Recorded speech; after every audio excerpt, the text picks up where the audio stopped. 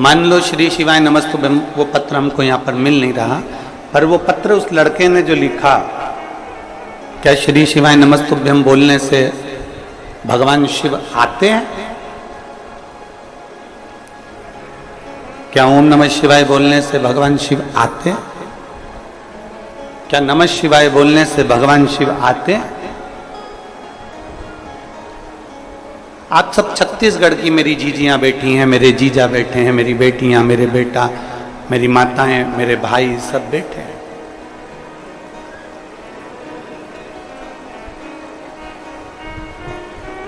अगर ये प्रश्न आपके सामने आ जाता, आप भी शायद यही उत्तर देते जो हम दे रहे हैं। बच्चे ने लिखा, वो पत्र तो हमको अभी नहीं मिल रहा है, और उस बेटे ने कल लिख के भेजा, क्या श्री शिवाय नमस्तुभ्यम बोलने से शिव आ जाते हैं? अगर वो बेटा यहां पर बैठा हो तो हम उस बेटे से कहेंगे कि तुम्हारे पास में जो बैठा हो, तुम्हारे पास में जो बैठी हो, उसको अपशब्द कहना चालू करो। तुम्हारे पास में जो बैठा बैठी हो, जो भी बैठा हो, अगर वो बच्चा यहां बैठा हो तो अपने पास में जो बैठा हो ना, उसको गाली देना चालू करो। तुम्हारे पास में जो खड़ा हो, तुम्हारे पास में जो बैठा हो, उसको अपशब्द कहना चालू करो। जब आप अपशब्द कहोगे, गाली दोगे, जिसको तुम गाली दे रहे हो, जिसको तुम अपशब्द कह रहे हो, उसको क्रोध आएगा कि नहीं आएगा? बोलो तो नहीं छत्तीसगढ़ की जीजियो, जम के तो बोलो, आएगा ना? बच्चे ने प्रश्न किया कि श्री शिवाय नमस्तुभ्यम बोलने से क्या शिव आते हैं? मैं उस बच्चे से कहना चाहता हूं, अगर वो बच्चा यहां बैठा हो तो तुम अपने पड़ोस में जो बैठा है उसको गाली दे, उसको अपशब्द बोल, उसको आड़ा टेढ़ा बोल, फिर देख उसको क्रोध आता है कि नहीं आता, आएगा कि नहीं आएगा? जब तुम्हारे बोलने से पड़ोसी को क्रोध आ जाता है तो श्री शिवाय नमस्तुभ्यम बोल लेने से मेरा महादेव भी आ ही जाता। क्यों नहीं आएगा? केवल आप दिल से पुकारोगे, दिल से भजोगे, दिल से स्मरण करोगे। तुम्हारे कहने से पड़ोसी को क्रोध आ रहा है, तुम्हारे कहने से पड़ोसी को अपशब्द बोलने से क्रोध आ रहा है, तो परमात्मा क्यों नहीं आ सकता? आप दिल से तो पुकारो। चलो वो भी जाने दो, और सरल भाषा में समझ लो।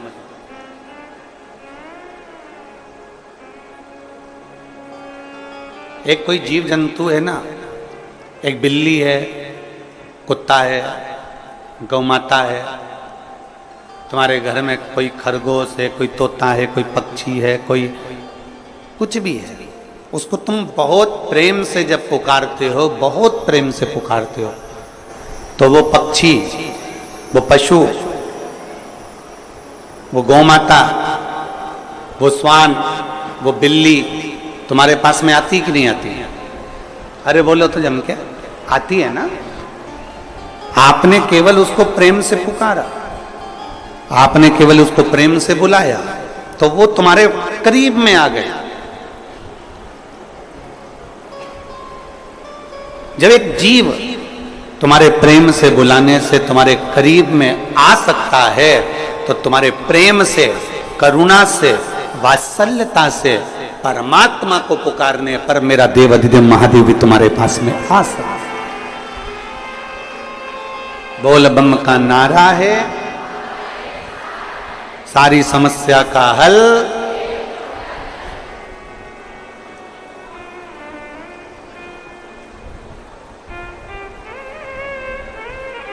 कुछ मेहनत हाथ की, बाकी कृपा भोले। आप पुकारो दिल से, वो आएगा। आप दिल से भजो, वो आएगा। एक बहुत पहले एक लाइन आप लोग गुनगुनाते थे, कौन कहता है भगवान आते नहीं, बेर शबरी के जैसे खिलाते।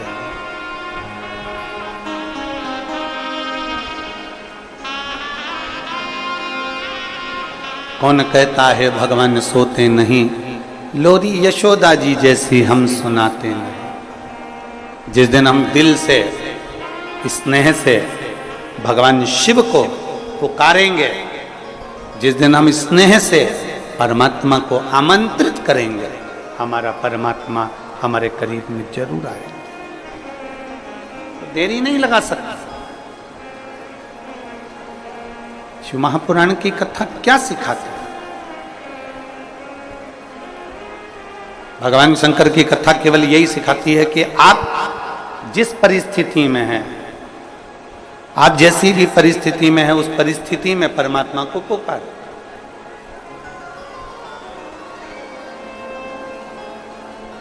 आप जिस परिस्थिति में, दुख की घड़ी है परमात्मा को पुकारो, सुख की घड़ी है परमात्मा को पुकारो।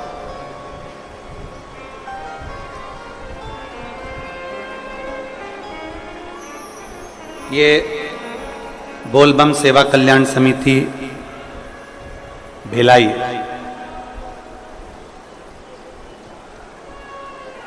सावन महीने में पालकी निकालती है, यात्रा निकालती है। किसके आश्रित होकर निकालती है? कोई समिति अपने आश्रित होकर नहीं निकालती। जिस देवादिदेव महादेव की पालकी निकल रही है, जिस देवादिदेव महादेव की पालकी का स्मरण हम कर रहे हैं, वो पालकी भी अगर निकल रही है तो उसके आश्रित होकर ही निकल रही है। ये कथा भले बोलबम सेवा कल्याण समिति करा रही है, दया सिंह जी अध्यक्ष हैं प्रदेश इस समिति से, तो वो इस कथा को करा रहे हैं, पर माना जाए ये कथा के लिए निमित्त दया सिंह जी को बनाया, कल्याण समिति को बनाया, पर कराने वाला तो सावन के महीने में मेरा देवादिदेव महादेव है। निमित्त इनको बना दिया, पर कराने वाला वो देवादिदेव महादेव है। और आपसे भी निवेदन है, आप जितनी मात्रा में यहाँ पर माताएं बैठी हैं, मेरी जीजियां बैठी, मेरे जीजा बैठे, मेरी बेटियां बैठे, जो इस कथा में बैठे हुए हैं, उनसे भी निवेदन है, आप इतने बरसते पानी में नहीं आ सकते थे। आप इतने बरसते पानी में नहीं आ सकते थे, पर आपको कथा तक लेकर आना, कथा में बिठाना और कथा श्रवण करने का बल प्रदान करना, ये किसी के बस की बात नहीं, केवल देवादिदेव महादेव के बस की बात। किसकी सामर्थ्य था?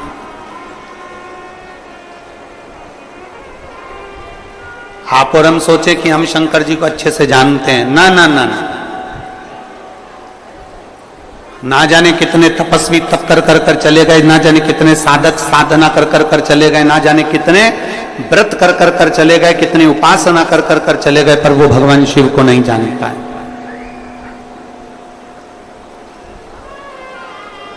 आप और हम इतनी जल्दी भगवान शिव को नहीं जान सकते। आप और हम इतनी जल्दी भगवान शंकर को नहीं जान सकते। कितने तपस्वी, कितने साधक, कितने उपासक, कितने व्रत करने वाले, कितने साधना करने वाले भगवान शंकर की भक्ति को धारण करते करते करते करते करते करते चले गए, पर शिव को नहीं जानते।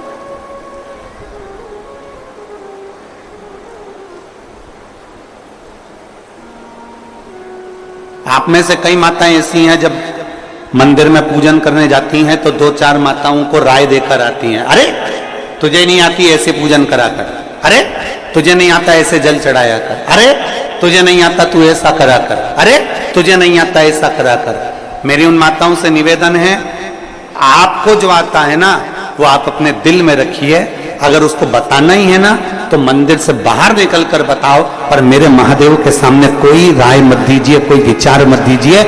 मेरे महादेव के सामने तो इतना कीजिए कि दिल से, भाव से, भक्ति से एक लोटा जल आड़ा टेढ़ा जैसे चढ़ाओ चढ़ाओ, तुम्हारा मन पड़ जाए जैसे बेलपत्री चढ़ाओ, तुम्हारा मन पड़ जाए जैसे चंदन लगाओ, तुम्हारा मन पड़ जाए जैसे धतूरा चढ़ाओ, तुम्हारा मन पड़ जाए जैसे तुम भगवान शंकर को रिझाओ, तुम्हारा दिल कर जाए वैसे तुम शिव को भजो।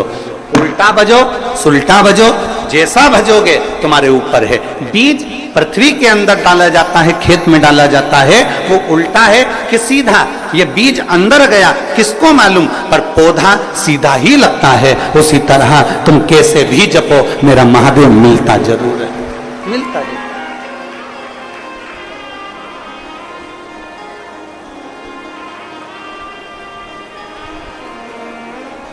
हमारी आदत होती है, हम 4 लोगों को जाकर बताते हैं तूने ऐसा गलत कर दिया, तूने ये गलत कर दिया। नहीं, शिव के सामने नहीं।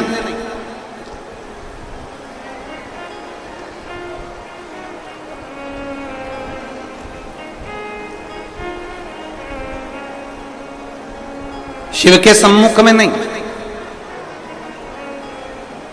हम अगर देवादिदेव महादेव को रिझा रहे हैं तो उसमें हमारे भाव यह होना चाहिए कि जैसे भी भजो शिव मिलेगा। जरूर भगवान शंकर जरूर प्राप्त हो।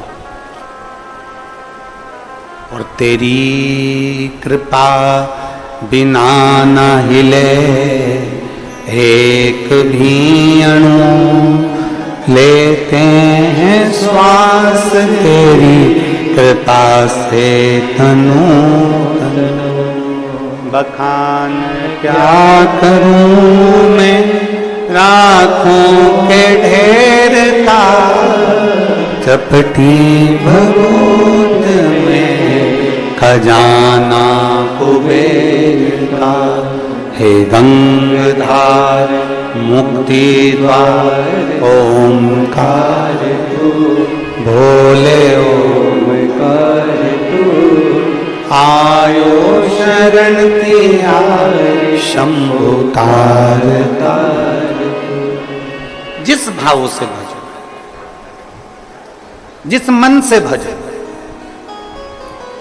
अरे मरा मरा मरा मरा मरा मरा मरा मरा मरा मरा मरा मरा मरा मरा मरा मरा मरा मरा मरा कहकर भी पार उतर गए।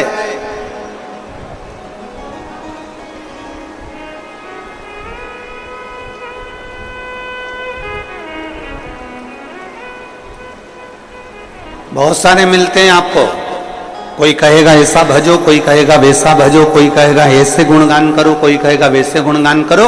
शिव महापुराण की कथा कहती है तुम्हारा दिल जैसे कर जाओ, तुम्हारा मन जैसे कर जाओ। आप में से कई माताएं ऐसी बैठी है जो सावन के सोमवार का व्रत करती है। कौन कौन ने करा था सावन के सोमवार का व्रत? हमने भी करा था, तो हम भी उठाए।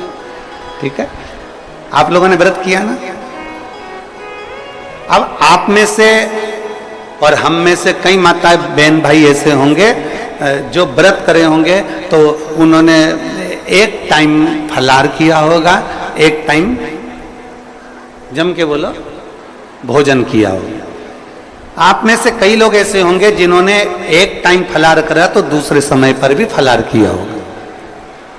आप में से कुछ लोग ऐसे होंगे जो एक टाइम केवल फलाहार करे होंगे, दूसरे समय कुछ भी नहीं लिया।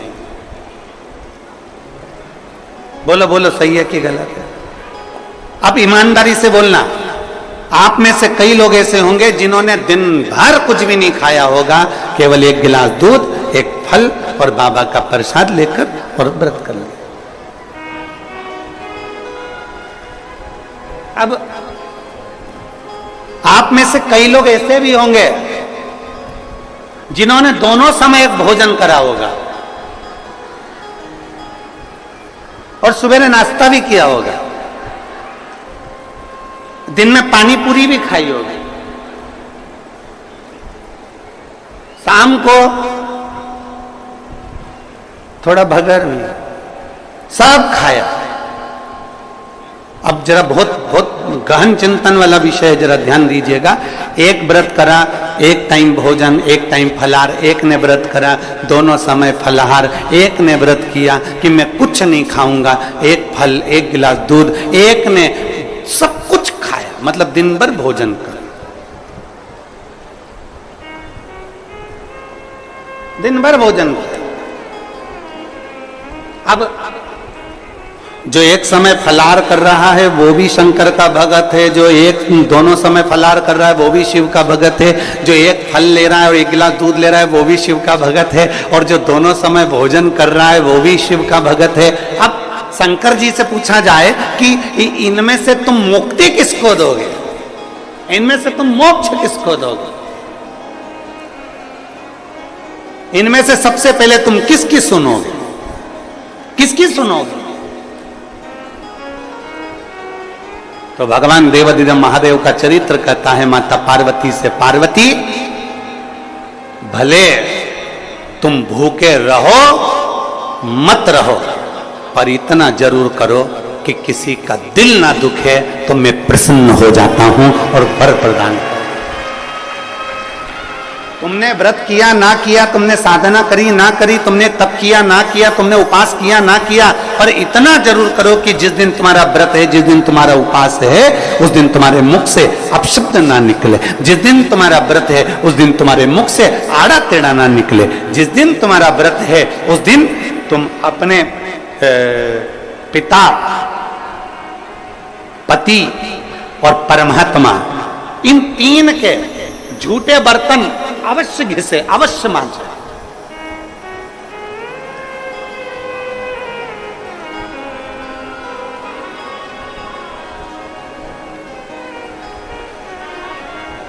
घर के सारे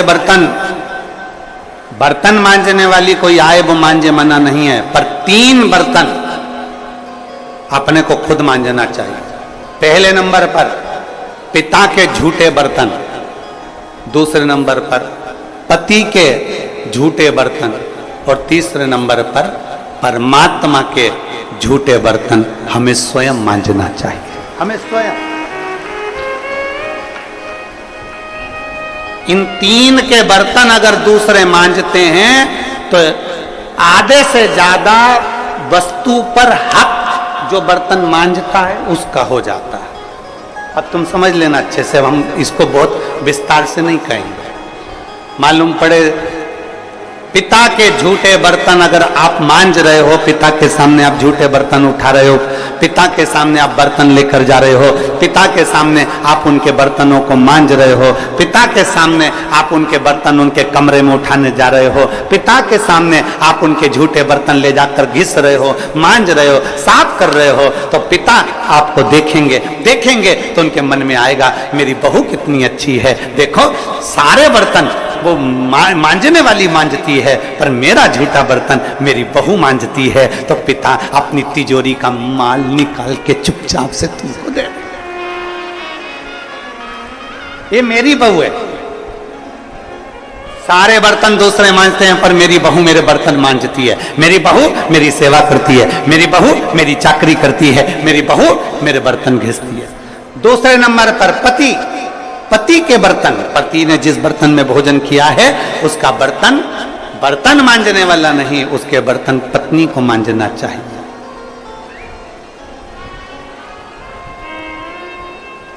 और अगर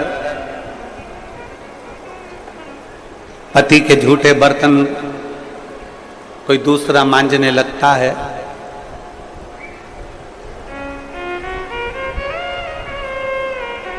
तो एक दिन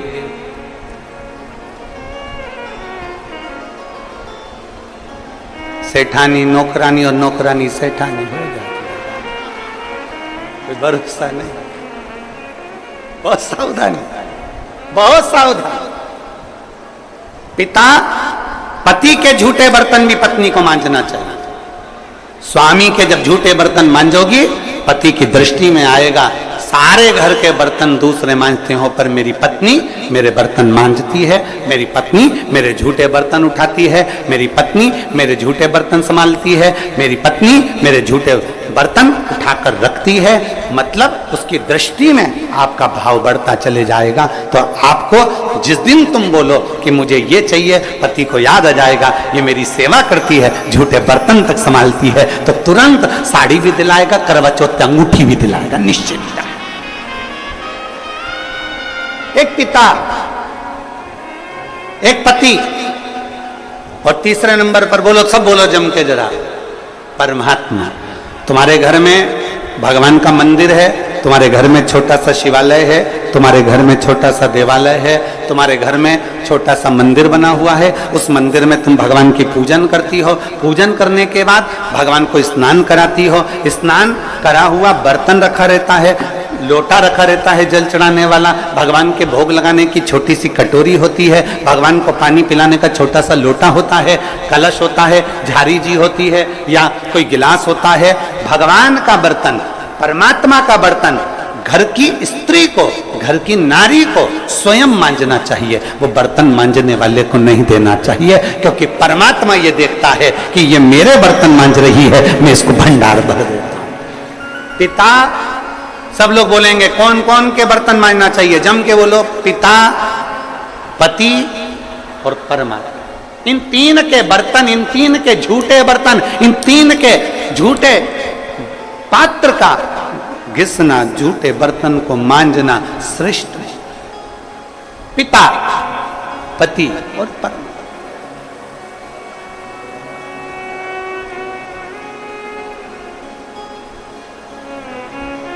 श्रेष्ठ। एक विश्वास अपने भीतर जागृत करें, और जिस दिन शंभु शरणे मांगू घड़ी रे,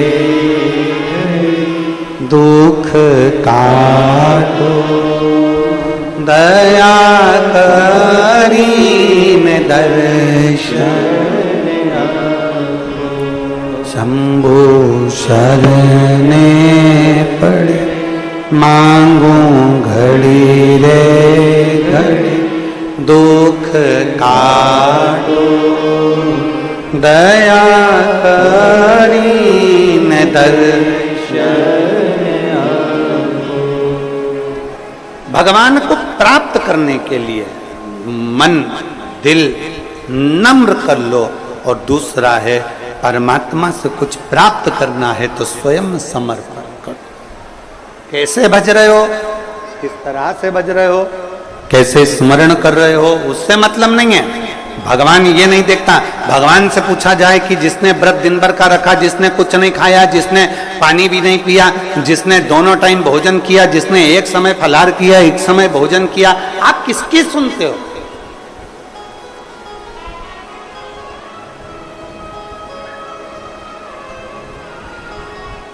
आप किसकी सुनोगे? तब भगवान शिव कहते हैं, तब भगवान शंकर कहते हैं, शिव माता पार्वती जी से कहते हैं, पार्वती जो किसी का दिल ना दुखा,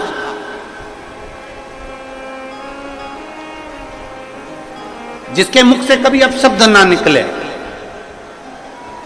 कोई बहुत बड़े ओहदे पर बैठ गया ना, बहुत बड़े पद पर बैठ जाए, बहुत बड़ा उसको मठाधीश पीठाधीश बनकर बैठ जाए, कोई बहुत बड़ा संत साधु बनकर बैठ जाए, कोई बहुत बड़ा तपस्वी बनकर बैठ जाए, कोई बहुत बड़ा कथाकार बनकर बैठ जाए, कोई बहुत बड़ा साधक बनकर बैठ जाए, और उसके मुख से यदि अपशब्द निकल रहा है तो समझ लेना कि उसका बहुत बड़ा बनना बेकार है,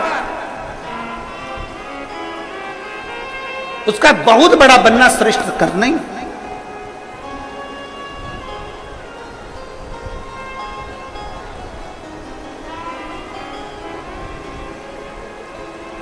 एक बहुत सुंदर कथा थी।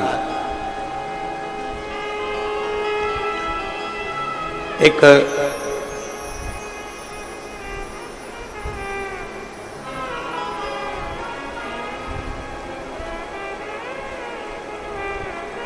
त्रेता में एक राजा हुए जिनका नाम था वीरमणि। शिव जी के परम उपासक थे। भगवान शंकर के इतनी उपासना करते थे वीरमणि, इतनी उपासना करते थे कि शिव के बिना एक क्षण नहीं रहते।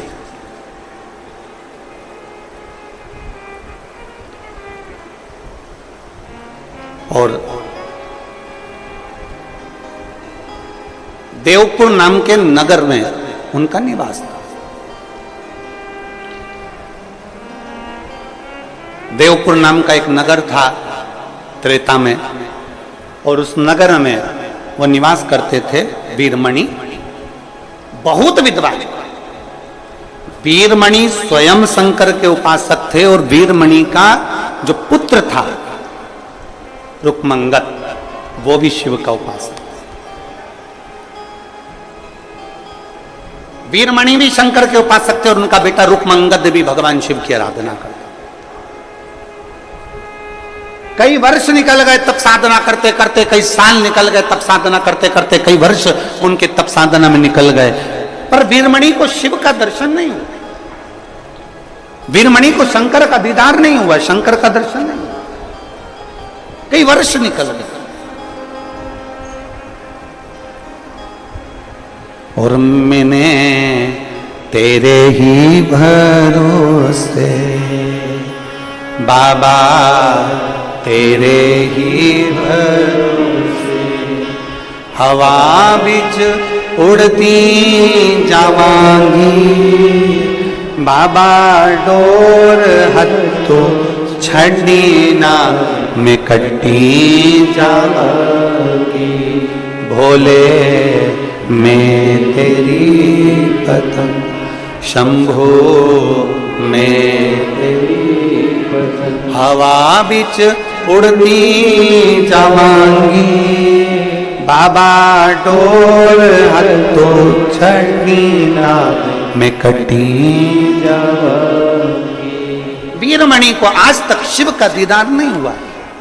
आराधना करते करते करते करते, शंकर का भजन करते करते, शिव की उपासना करते करते बहुत समय निकल गया। देवपुर नगर का राजा वीरमणि साधना करते करते कई वर्ष निकल गए, पर शंकर का कोई दीदार, शिव दिखे ही नहीं।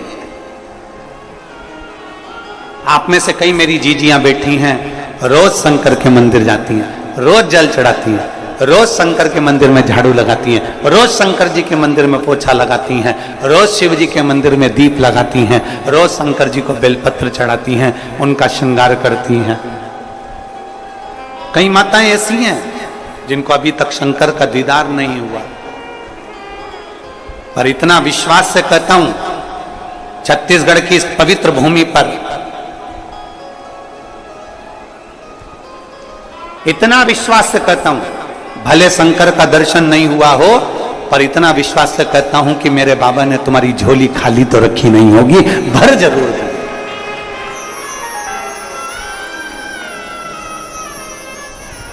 ये भरोसा है। राजा वीरमणि को, देवपुर नगर के राजा वीरमणि को शंकर का दर्शन नहीं हुआ। आखिरी में वीरमणि को लगा कि शिव का दर्शन नहीं हो रहा, मेरी साधना। वीरमणि का बेटा रुक्मंगद भी शिव की आराधना में लीन रहने लगा। श्री शिवा नमस्तु, श्री शिवा नमस्तु, श्री शिवा नमस्तु, श्री शिवा नमस्तु।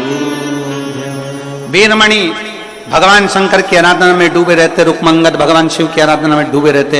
एक दिन वीरमणि कहीं से निकल कर जा रहे थे और रास्ते में वीरमणि जब निकल कर जा रहे थे, नंदी भगवान शिव के गण नंद रूप बदलकर पृथ्वी पर विचरण कर रहे थे और वीरमणि ने देखा कि कोई ऐसा चमकदार व्यक्ति जिसके चेहरे का तेज इतना प्रबल है कि सूर्य भी उसके सामने फीका है।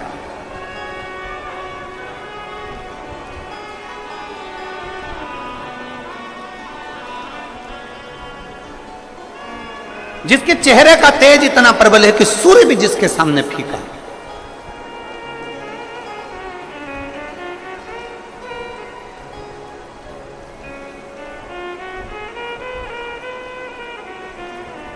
कभी कभी ऐसा होता है,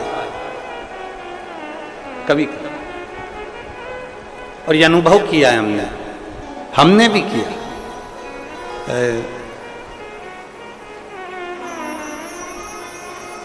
सीहोर सीवन नदी से कुबेरेश्वर धाम की दूरी है 11 किलोमीटर।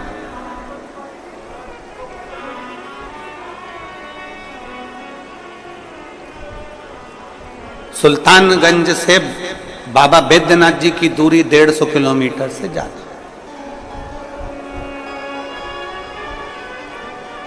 सुल्तानगंज से कावड़ लेकर बैद्यनाथ बाबा के चरणों में जाना, पहुंचना, थकान भी हो जाएगी, चल भी लोगे, पहुंच भी जाओगे।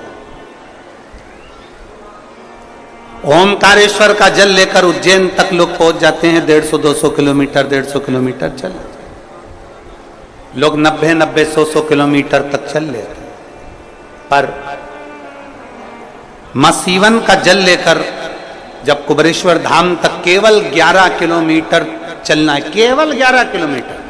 लोगों को लगता है 11 किलोमीटर, हम तो वहां गए थे, हम वहां पर 150 किलोमीटर चले थे, हम आ गए थे, हम वहां 70 किलोमीटर चले थे, हम आ गए थे, हम 50 किलोमीटर चले थे, हम आ गए थे 21 किलोमीटर चले थे, हम आ गए थे 14 किलोमीटर चले थे, हमने वो पहाड़ चढ़ा था, हमने वो वहां गए थे, हमने वो दर्शन किए थे, हम इतने ऊंचे पहाड़ चढ़ सकते हैं, तो 11 किलोमीटर क्या लगे। पर हमने देखा है सीवन का जल लेकर जब 11 किलोमीटर दूर कुबरेश्वर धाम तक जाते हैं तो 11 किलोमीटर चलने में भी लोगों को यह अनुभव होता है कि हम कम से कम 300 या 500 किलोमीटर केवल 11 किलोमीटर में चलिए। इतना सत बाबा ले लेते, इतना सत लेते। आप लोगों में से किसी ने सीहोर की अगर कावड़ भरी होगी तो उसको मालूम होगा, इतना सत, इतनी शक्ति, इतनी परीक्षा मेरा कुबरेश्वर बाबा ले लेता है। 11 किलोमीटर चलते चलते चलते चलते जब मात्र 1 किलोमीटर की यात्रा रह जाती है तब बाबा इतनी परीक्षा लेता है, इतनी परीक्षा लेता है कि अब तो चला नहीं जाता, केवल 11 किलोमीटर में। और लोग सुबह मॉर्निंग वॉक करते हैं तो 5 kilometre, 7 kilometre, 6 kilometre, 4 kilometre, 3 kilometre चल लेते हैं। पर कुबरेश्वर धाम जब जाते हैं और जब बाबा की कांवड़ लेकर जाते हैं तो वहां थक जाते हैं, 1 किलोमीटर तो चला तक नहीं जाता, ऐसी स्थिति हो जाती। हमने भी अनुभव किया। और जब 2 किलोमीटर की यात्रा रह गई हमारे चलते चलते चलते चलते, तब चलना नहीं जा रहा, साथ वाले बोले गाड़ी लगा दे, गाड़ी में बैठ जाओ। हमने कहा नहीं, थोड़ा और बचा है, चलते चलो। आखिरी में हमने देखा बोल बम बोल बम बोल बम बोल बम बोल बम बोलते बोलते बोलते बोलते चलते चलते आखिरी में 2 लड़कों के कंधे पर हाथ रखा, फिर चल दिए, चलते चलते चलते चलते फिर आखिरी में विचार कर अब 1 किलोमीटर बचा है पर चला नहीं जा रहा। इतनी देर में बाबा देवाधिदेव महादेव का स्मरण किया। एक छोटा सा छोरा गोरा गोरा सा आया, उसने हाथ पकड़ा, चीटी उंगली पकड़कर जो खींचता खींचता खींचता खींचता ले गया तो कुबरेश्वर धाम तक पहुंचा। आखिरी परीक्षा पर भी वो साथ देता ही देता, आखिरी। अच्छा चलो तुमसे एक बात पूछें, उत्तर दोगे क्या? अरे बोलो तो भिलाई वालों, दोगे उत्तर? अपने बच्चे की ट्यूशन किस टीचर से लगवाते हो? वो टीचर जो तुम्हारे बच्चे के स्कूल में पढ़ाता। बोलो बोलो, सही है? अरे जम के तो बोलो। किसी दूसरे टीचर के पास अपने बच्चे को नहीं भेजते, क्योंकि स्कूल का टीचर होगा तो एग्जाम के टाइम पर थोड़ा सा देख लेगा। बोलो बोलो, सही है? एग्जाम के समय पर थोड़ा सा देख लेगा। स्कूल का टीचर होगा तो थोड़ा सपोर्ट कर देगा। तो ट्यूशन कहाँ लगाई? स्कूल के टीचर के पास लगाई। क्यों? क्योंकि 1-2 महीना, 4 महीना, 6 महीना, 8 महीना, 3 महीना जब उसके पास पढ़ेगा तो एग्जाम के टाइम पर वो टीचर उसको देख लेगा। बस इसलिए हमने ट्यूशन उस बच्चे की उसके पास लगाई, क्योंकि वो 2-3-4 महीना पढ़ेगा, 2-4 महीना रोज रोज रोज रोज प्रतिदिन उसके पास पढ़ेगा तो उसकी निगाह में रहेगा, निगाह में रहेगा तो परीक्षा में वो देख लेगा। उसी तरह हम 1 लोटा जल लेकर रोज रोज रोज रोज शंकर के मंदिर जाएंगे तो हमारी विपदा की घड़ी में वो भी देख लेगा, ये निश्चित। हमारी विपदा की घड़ी में वो देख लेगा। और अंत समय प्रभु आना पड़ेगा, वचन दिया तो निभाना पड़ेगा। आए ना आए प्रभु कुटुंब कबीरा, अंत समय प्रभु आना पड़ेगा, वचन दिया तो निभाना पड़ेगा, अंत समय प्रभु आना पड़ेगा, और वचन दिया तो निभाना पड़ेगा। एक बहुत चमक सा चेहरा था वीरमणि को, लगा इतना सुंदर तो मैंने किसी पुरुष को देखा ही नहीं, इतना सुंदर पुरुष तो मैंने देखा ही नहीं, इसकी सुंदरता कितनी है। और ये चमक ये दमक फुलवन में महक सब कुछ सरकार तुम्हीं से, इतना सुंदर मैंने नहीं देखा। वीरमणि ने सोचा इतनी सुंदरता किसी पुरुष में आज तक मैंने नहीं देखी, इतनी सुंदरता। वीरमणि उनके पास में चले गए, प्रणाम करा। मैं देवपुर नगर का राजा हूं, मेरा नाम वीरमणि है, मेरा नाम वीरमणि है, मैं देवपुर नगर का राजा हूं।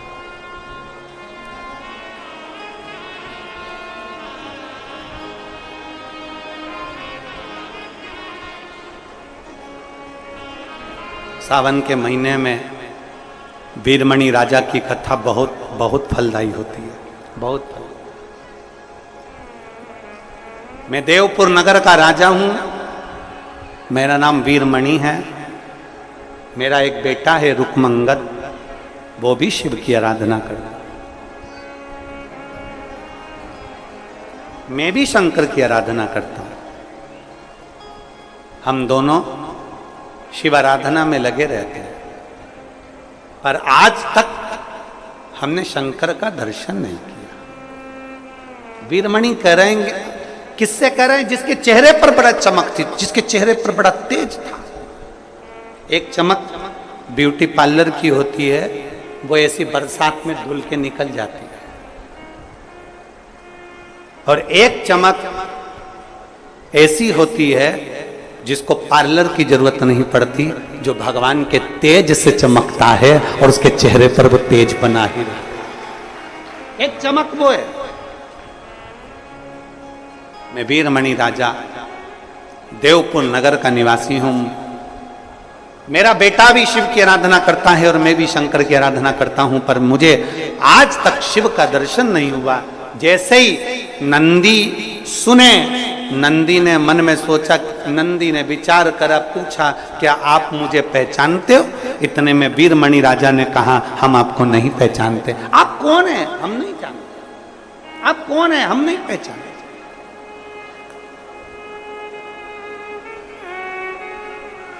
हमने आज तक आपको देखा नहीं।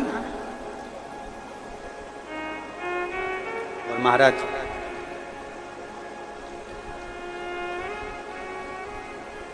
बात उतनी ही करना चाहिए जितनी समेटी जा सके। लंबा धागा और लंबी जुबान, ये दोनों उलझा देती है। बहुत लंबा धागा होगा ना तो सिलने बैठोगे ना तो वो भी उलझ जाएगा, और बहुत लंबी जीवान होगी ना, बड़बड़ बड़बड़ बड़बड़ दिन भर ये ऐसा हो गया, वैसा हो गया, ये हो गया, वो हो गया, ये कर दिया, वो कर दिया, ये हो गया, वो हो गया, तो व्यक्ति उलझता चले जाता, उलझता चले जाता। धागे को लपेट के रखो और जीवान को होठों से बंद करके रखो, तो थोड़ी कंट्रोल में होना चाहिए। अब वीरमणि ने तुरंत कह दिया हम शिव की आराधना करते पर शिव का दर्शन नहीं हुआ। तो नंदी ने पूछा, नंदी मौन, वीरमणि बोले जा रहे हैं, नंदी नहीं बोले। नंदी तो तेज प्रकाश, उनके चेहरे का पुंज इतना तीव्र था, इतना तीव्र।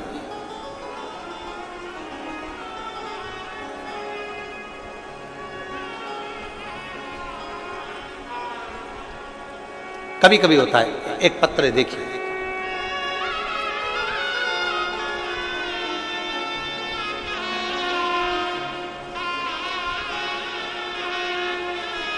मैं ज्योति चंद्रा, पति हरिश्चंद्रा, पता जेजेपुरी, जिला शक्ति, छत्तीसगढ़ से हूं। कहीं बैठे हो तो हाथ हिला सकते हैं। ज्योति चंद्रा, पति हरीश चंद्रा, पता जेजेपुरी, जिला शक्ति, छत्तीसगढ़ से आए हैं। हाँ, बच्चा आया है साथ में? हाँ, लिया लिया लिया। हमारी शादी को 11 साल हो गए थे गुरुदेव। 11 साल से हमारे यहाँ कोई औलाद नहीं थी। ऐसा कोई डॉक्टर नहीं है, चाहे वो मध्य प्रदेश का हो, चाहे छत्तीसगढ़ का हो, चाहे वो उत्तर प्रदेश का हो, हमने सब कुछ जांच कराई, पर हमारे यहाँ संतान का सुख डॉक्टर ने मना कर दिया था, औलाद नहीं हो।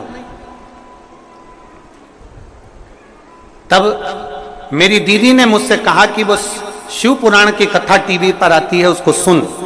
हम पति पत्नी ने आसन लगाकर टीवी के सामने बैठकर आपकी पहली बार कथा सुनी और बाबा से यही मांगा कि हमारे घर में संतान हो जाए। पशुपतिनाथ का व्रत किया, पर मेरे घर में औलाद नहीं हुई।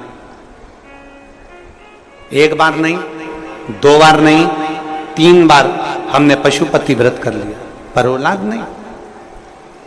तब डॉक्टर ने तो कह दिया था कि तुम्हारे यहां औलाद नहीं होगी, अब करे तो करे क्या। आखिरी में हमने विचार कर लिया कि अब व्रत भी नहीं करेंगे, कुछ ना करें। मैं शंकर जी के मंदिर में 1 लोटा जल चढ़ाने के लिए गई और जल चढ़ाते समय एक बड़ी सुंदर सी स्त्री, बड़ी सुंदर स्त्री जिसके चेहरे का तेज इतना प्रबल था, वो स्त्री मुझसे कहती है कि तूने कमर पर सफेद आंकड़े की जड़ नहीं बांधी, एक बार फिर पशुपति व्रत कर और सफेद आंकड़े की जड़ बांध। उस स्त्री ने मुझे बेलपत्र चढ़ाने का नियम बताया और मैंने वैसा की वैसा ही किया। पशुपति व्रत किया, सफेद आंकड़े की जड़ बांधी और बाबा की कृपा से 11 साल के बाद मेरा गर्भ ठहर गया और मेरे यहाँ 11 साल बाद औलाद ने जन्म लिया। अब ये कथा जो चल रही थी, वो कथा चल रही है आपके चेहरे के तेज पुंज पर, और वो बात इस पत्र में है, वो बात इस पत्र में लिखी। 3 बार व्रत करने के बाद भी औलाद नहीं हुई। आखिरी में सोच लिया कि डॉक्टर ने कहा था कि तुम्हारे यहाँ संतान नहीं होगी, मतलब नहीं होगी, परंतु आखिरी में सोचा कि शिव जी को जल तो चढ़ाना चाहिए। मंदिर गई, एक सुंदर सी स्त्री सामने आई और उसने कहा सफेद आंकड़े की जड़ बांधना रह गई है, वो तू बांध। ध्यान देना, नंदी को लगा क्या मुझे ये पहचान गया, नंदी को लगा क्या ये मुझे पहचान गया, क्या मुझे ये जान गया।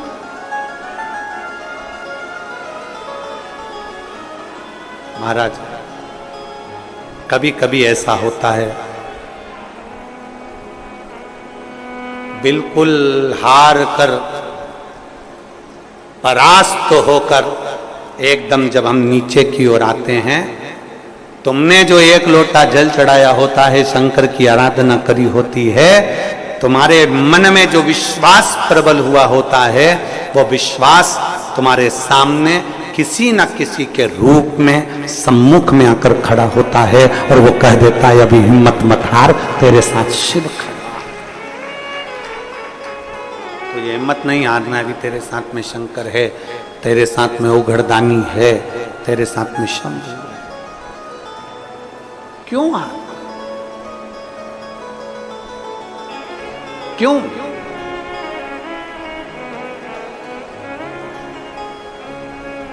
नंदी को लगा कि अब मुझे पहचान गया, नंदी नहीं बोले। वीरमणि राजा कहते हैं कि मैं शंकर का उपासक हूं, मेरा बेटा रुकमंगद भी शंकर का उपासक है, पर हमने आज तक शिव का दर्शन नहीं किया। पर हमारा विश्वास कहता है, आपके चेहरे का तेज कहता है, आपका मुख देखकर लगता है कि अब हमें शिव जरूर मिलेगा। और कोई शंकर का भक्त संसार में ऐसा आता है कि आपको सही मार्ग बताकर शिव से जोड़कर चला जाता है और शिव आपकी झोली भर देते हैं। कोई शिव का भक्त,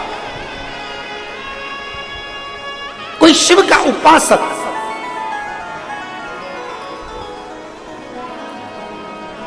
कोई शिव का भक्त, कोई शंकर का उपासक, कोई शंकर का गुणगान करने वाला, कोई शिव को भजने वाला, कोई एक संसार में ऐसा आ जाता है, उसकी चमक, उसका चेहरा बता दे, वो कह दे कि शिव की आराधना है।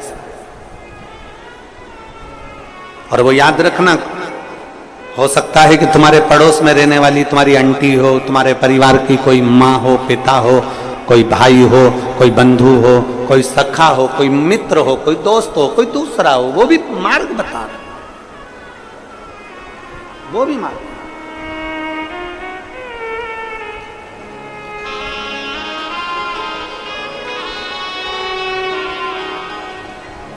वो भी मार्ग बता दे, वो भी कर। आ जाओ।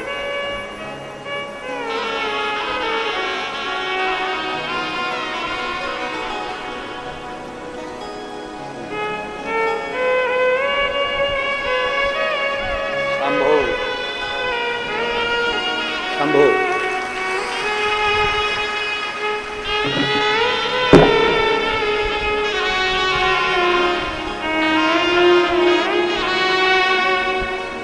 बधाई हो।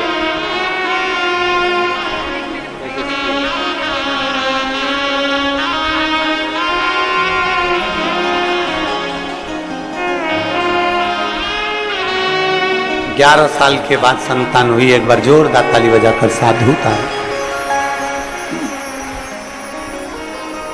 जरूरी नहीं कि कोई आएगा तो वो बताएगा। आपके पास में रहने वाली कोई माँ, आपके नजदीक में रहने वाला कोई, आपके मित्र हो, सखा हो, दोस्त हो, सहेली हो, कोई रिश्तेदार हो, कोई नातेदार हो, कोई कुटुंबी हो, वो भी आकर कह देते हैं कि तू शिव की आराधना कर। समझ लो शंकर ने उसको अपना गण के रूप में भेजा। शिव ने उसको अपने गण के रूप में भेजा। और मैंने तेरे ही भरोसे बाबा, तेरे ही भरोसे हवा बिच उड़ती जावांगी बाबा, डोर हतो छड़नी ना मैं कट्टी जावांगी। भोले मैं तेरी पतंग, शंभू मैं तेरी पतंग। कोई मिले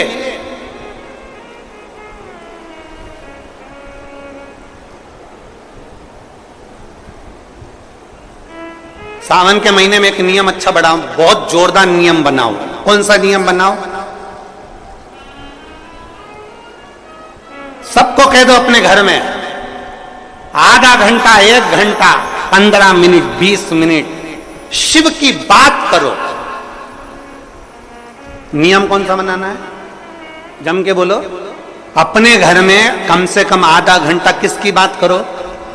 जम के बोलो जरा, शिव की बात करो।